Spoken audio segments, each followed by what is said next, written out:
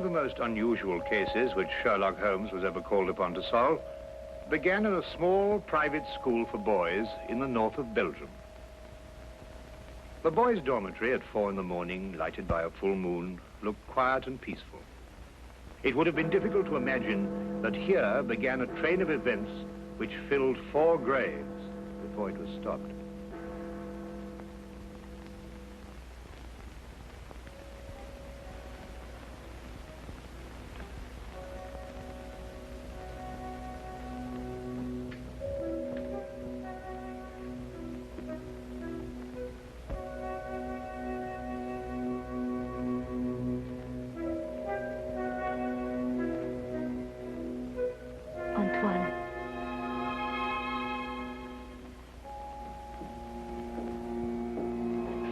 Antoine.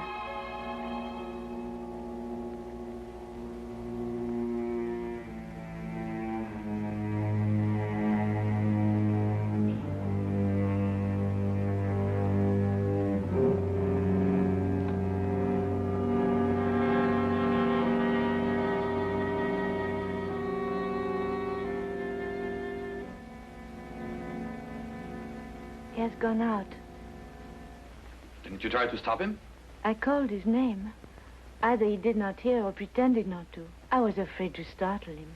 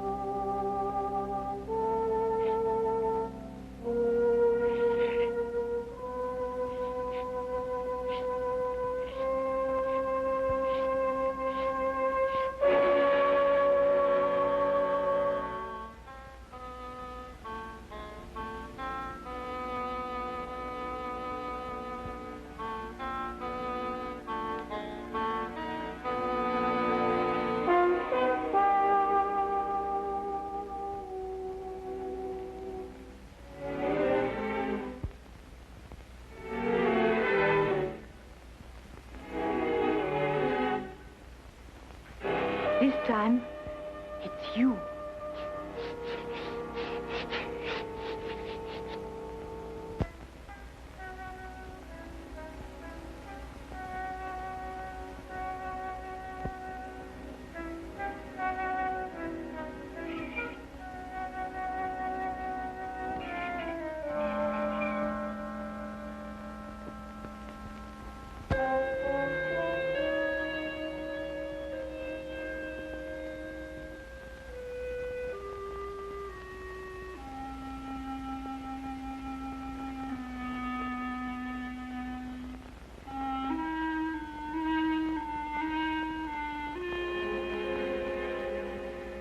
Monsieur Caron, is there nothing wrong? No. Nothing, Antoine. Go back to sleep. What are you going to do? The police? It will be the end of my career. We'll have to close the school. Send the boy away? Would that stop it? I suppose not. It's horrible. 3 deaths in 3 months. Each one foretold by the writing on the church steps. I still think the police... No. But your own life. I've never felt in better health. And if I'm careful to keep out of drafts and avoid falling downstairs. How can you joke at a time like this? There's a man in London. He's solved cases even more hopeless than this. Sherlock Holmes? You thought of him? Let me write to him. And ask him to do what? To come here, investigate. Find out who is responsible for those deaths and how a schoolboy can tell in advance who is next to die. And have the school invaded? Our teachers questioned? Our boys terrorized? I'll do my own investigating, Mademoiselle Grande. In my own way.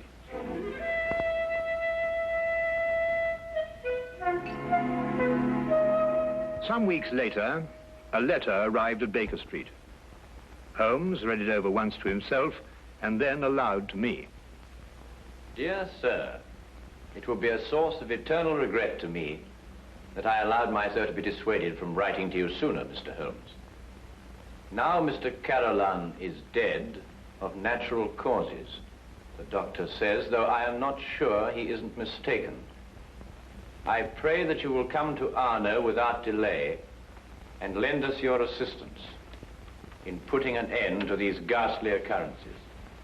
Respectfully yours, Marie Grande. You deduce that the writer of the letter was young? I'll go further than that. I'm prepared to wager that she's madly attractive to boot. Mm-hmm. Better and better. And on what do you base these interesting conclusions? Wishful thinking, my dear chap. Wishful thinking. Then wish no more. She is both young and attractive, with hair the color of autumn honey. Oh, did you read that between the lines? No. This came with the letter. Uh-huh. A lovely color, you'll admit, Watson. And from a beautiful young woman at that. Now, come, Holmes. That's neither logical nor factual, and you know it. You aren't the only one privileged to think wishfully, my dear Watson. Bravo. So you're going to take the case? Yes, and if you pack for us both, I'll arrange for tickets. The boat train took us to Dover.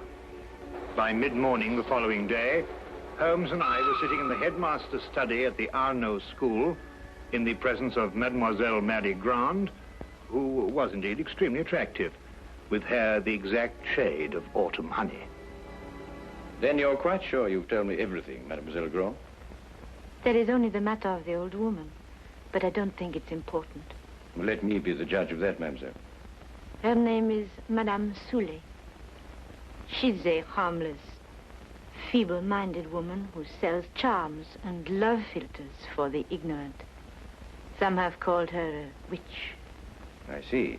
And what is her part in this affair? She admits she went to see those whose names were written on the church steps and offered to sell them some charms against the evil omen. That's most interesting. Did any of the other victims purchase these charms? I can only speak for Monsieur Carolin. He did not.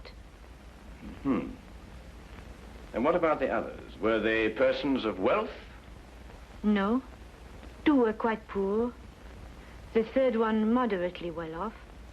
We have no really wealthy people here in Arno, Mr. Holmes. Except, of course, the Count de Passevant. You know the Count?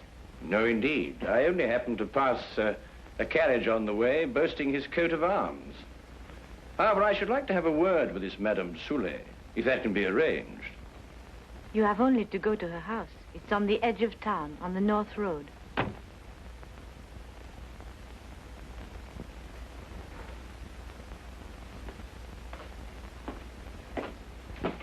Monsieur Manelli, this is Monsieur Holmes and his friend Dr. Watson. Monsieur Manelli, our new headmaster. How do you do? How do you do? Now that you're here, Mr. Holmes, we have hopes at last of getting to the bottom of this terrible affair. Thank you, sir. I can only hope to do my best. Mademoiselle Grande has given you all the facts? All the facts at her command. Perhaps you can supply some additional ones. I am sorry, no. Mademoiselle Grande was the favorite member of the faculty here. She had Monsieur Carolin's confidence, not I. I see. And now that I've had the honor of meeting you gentlemen, I hope you will forgive me if I go to meet my class. But certainly. By the way, mademoiselle, Dr. Dimanche is waiting in the vestibule. Did you send for him? Yes, I did. I'll go and fetch him. I'll be back directly.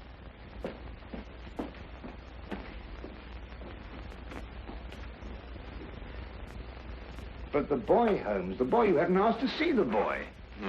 The boy can wait, Watson. Yes, but why? Surely he's the most significant part of it. No, because he did the writing on the church steps. Why, yes. Well, I suppose in that case you'd say that the chalk also had significance. No, that was just an instrument. Precisely, my dear Watson. Precisely.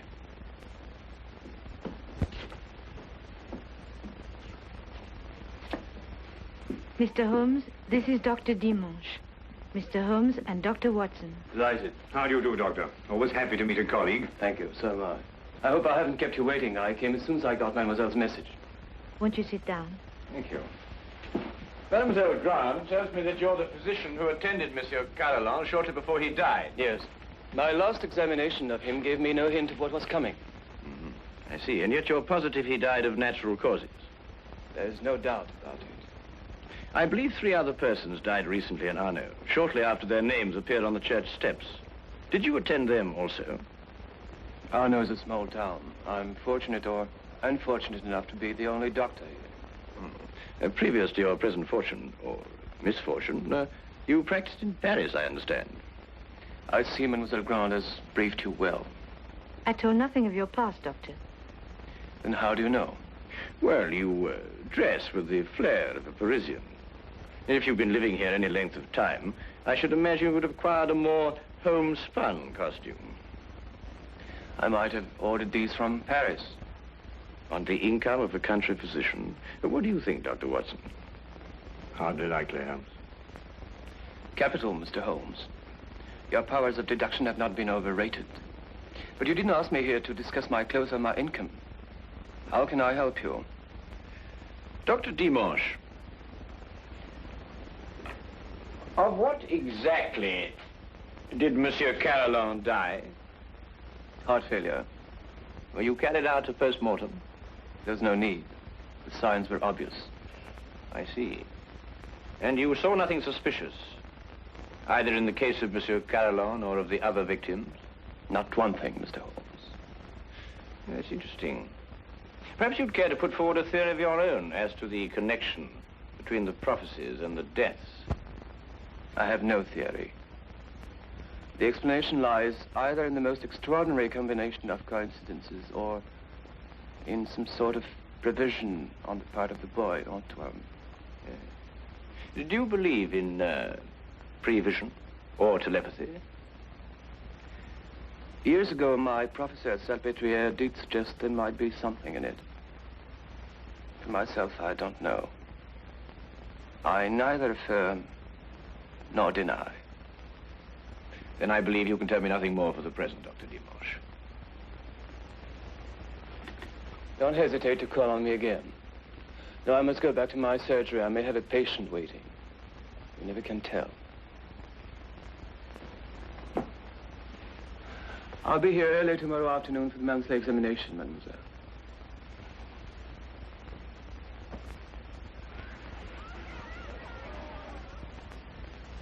Dr. Dimanche examines your pupils every month, then, mademoiselle? Yes. The health of our pupils is of the greatest concern to us. So it should be, Mademoiselle Grant. So it should be. You know, it's an extraordinary thing, the odd and assorted illnesses that crop up in a boys' school. Vous devez être en classe à cette heure au lieu de courir dans les couloirs. Allez maintenant. That is he. So that's the boy who on 4 separate occasions was able to foretell the death of a citizen of honor. Well, there must be some logical explanation for him. There is, Watson, there is. Holmes, do you know how it was done? Yes, that part was simple. Our main difficulty will come when we try to prevent the 5th murder.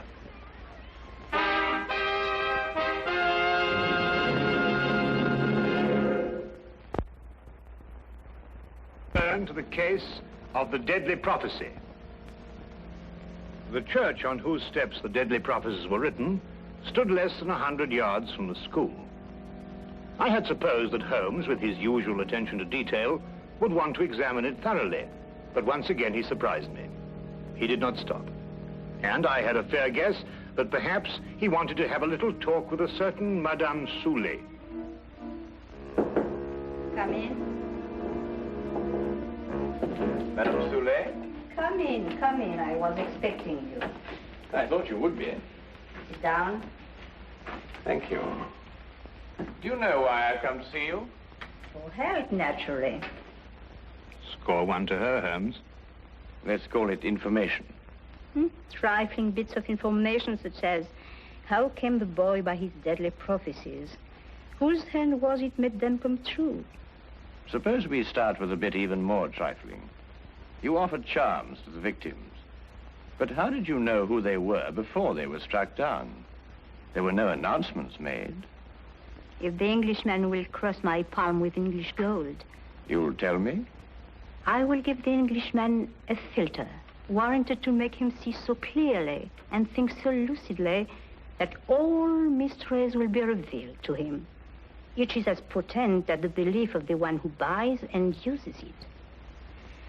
If those four had bought instead of turning me away, who knows? But they did turn you away. And now all are dead. May I sell you a filter, sir? It will guard you against harm. Come, Watson.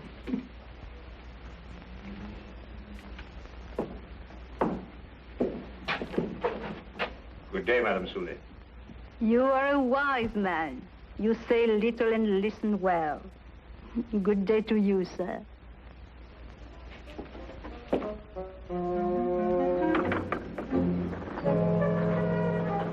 Filters, bosh. We might be living in the Middle Ages. Not the Middle Ages, Watson, merely a small European village. Ah, Count Passiva, I believe. Oui, monsieur. How do you know? I saw you in your carriage, sir. Ah, are you enjoying your stay in our village, Mr. Holmes? Do you know me, Count? I saw you from my carriage. Ah, bravo, Count. As you say in France, touché. May I introduce my very good friend, Dr. Watson? Enchanté, docteur. How do you do, sir? Have you formed any conclusions, Mr. Holmes, as to the names that were written on the church step? Well, at the moment, Count, I must confess that I am more interested in the names that were not written on the church step. Mine hasn't been written on it yet. And I don't believe it will be. Tell me, sir, you know this village. Have you any ideas? I am not superstitious, Dr. Watson. I do not believe...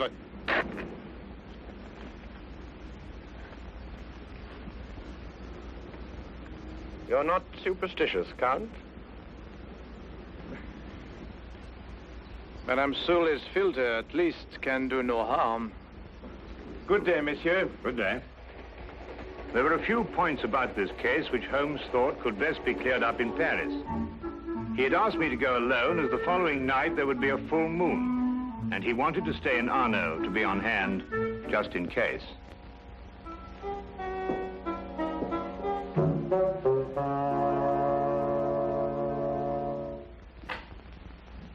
What is it? What's happened?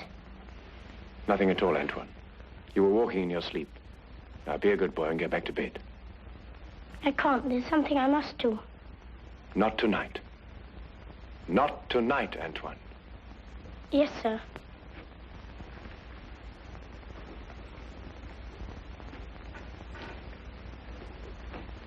What does it mean? It means that nothing further will happen tonight. Sleep well, Mademoiselle Grand.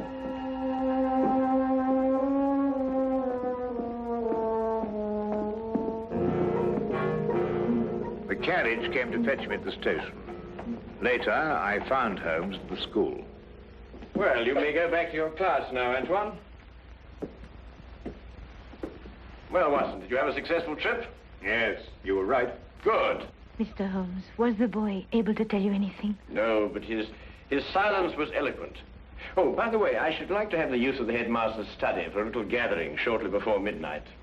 You name the murderer? No, he will name himself.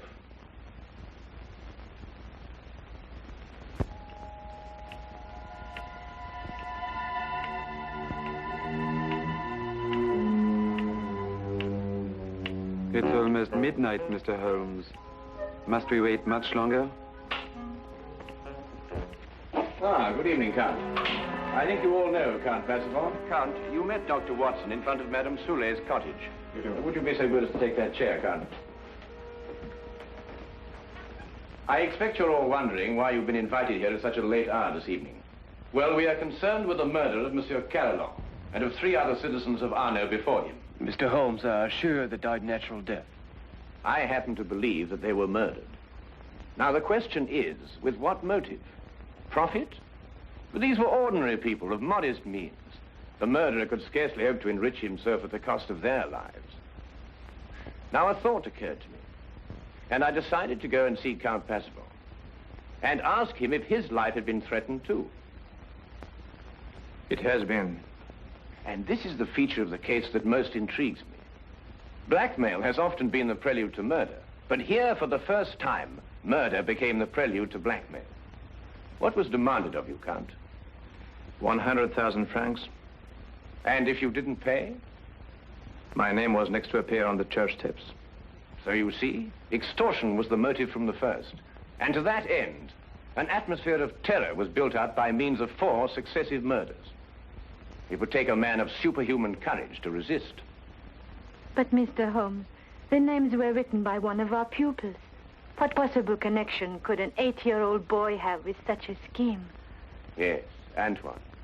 Just an unwitting tool. Of whom? The blackmailer must be someone who could have poisoned 4 people. Don't distress yourself, Madame Soulet. The killer meant suspicion to fall on you.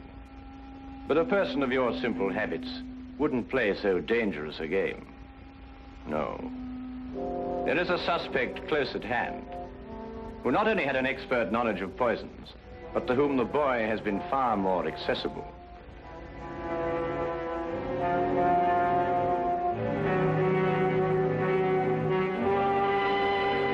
Accessible regularly once a month. This suspect was once a pupil of Dr. Charcot, who lectured on hypnotism at Salpêtrière Hospital in Paris.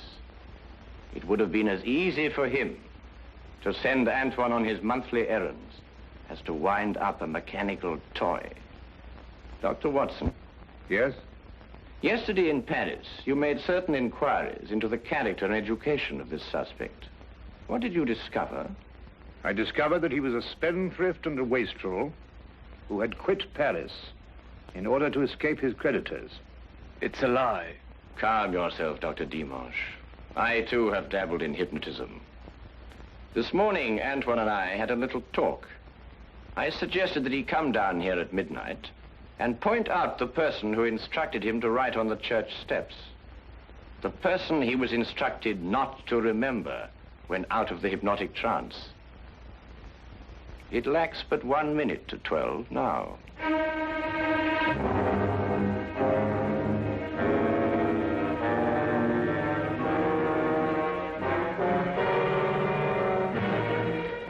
Stay where you are, all of you. Don't be a fool, Doctor.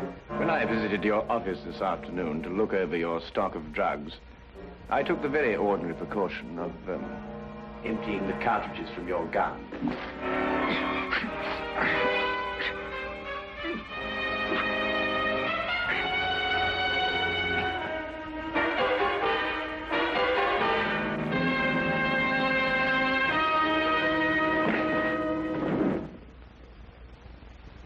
Should we wait for the boy to make the identification, Mr. Holmes?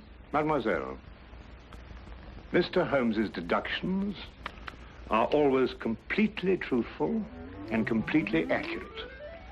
But the methods by which he achieves these ends are not always so straightforward. He said that he'd hypnotized the little boy to have him come here tonight at midnight.